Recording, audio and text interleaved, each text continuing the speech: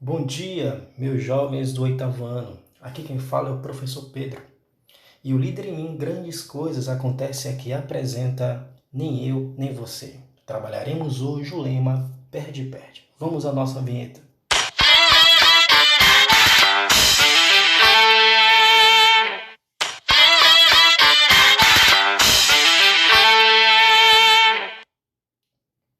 Pessoas com pensamento perde-perde têm pouca coragem e pouca consideração pelo próximo, possuem inveja e criticam os outros, diminuem a si mesmas e o próximo.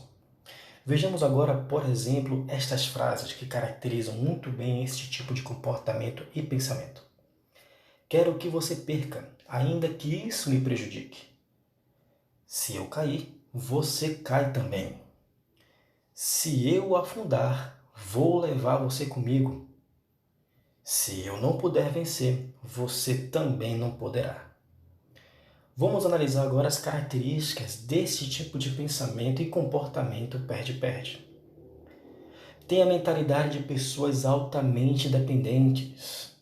Além disso, suas relações são sem ganho porque ninguém se beneficia.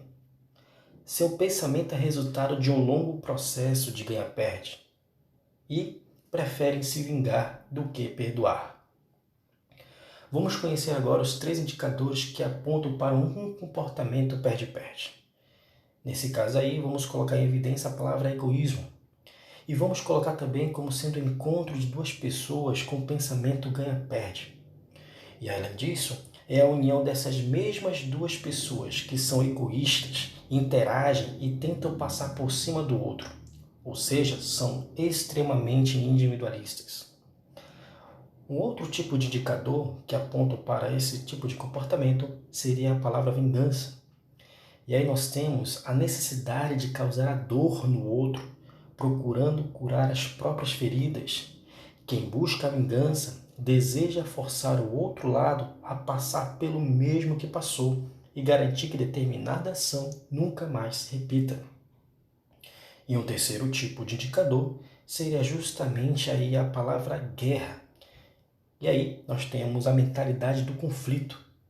Além disso, provoca o medo, a intolerância ou o pessimismo entre os envolvidos, além de deixar traumas e feridas abertas. Perde-perde, meus alunos, é a filosofia de uma pessoa altamente dependente, sem orientação interna, que está mal e pensa que todos os outros também devem ficar do mesmo jeito. Algumas pessoas tornam-se tão centradas no inimigo, no adversário, tão obcecadas com o pensamento do outro, que ficam cegas para qualquer coisa que não seja o desejo de prejudicar o próximo, mesmo que isso signifique prejuízo para ambas as partes. Quando um não quer, dois não brigam. Existem pessoas viciadas na raiva, meus amigos. Elas só conseguem se organizar após uma explosão emocional.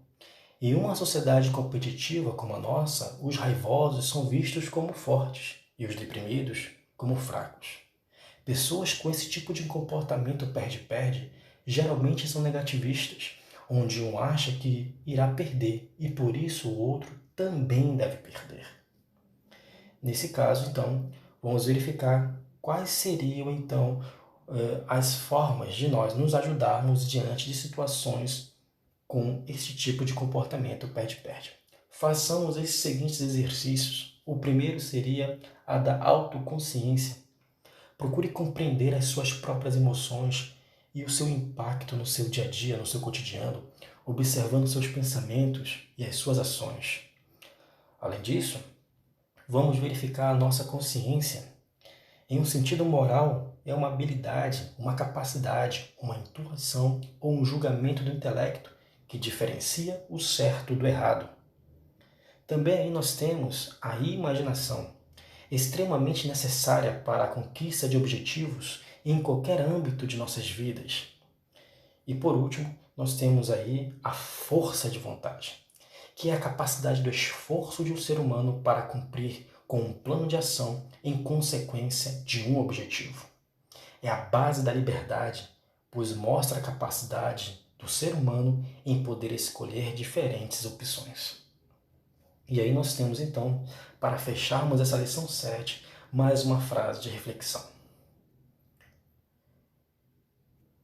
Que o amor e o respeito ao próximo sejam tão fortes e verdadeiros quanto o amor que sentimos por nós mesmos.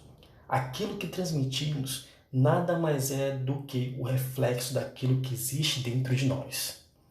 Então, que utilizemos esse dia para sermos pessoas melhores, mais amigas, mais humanas, mais gentis.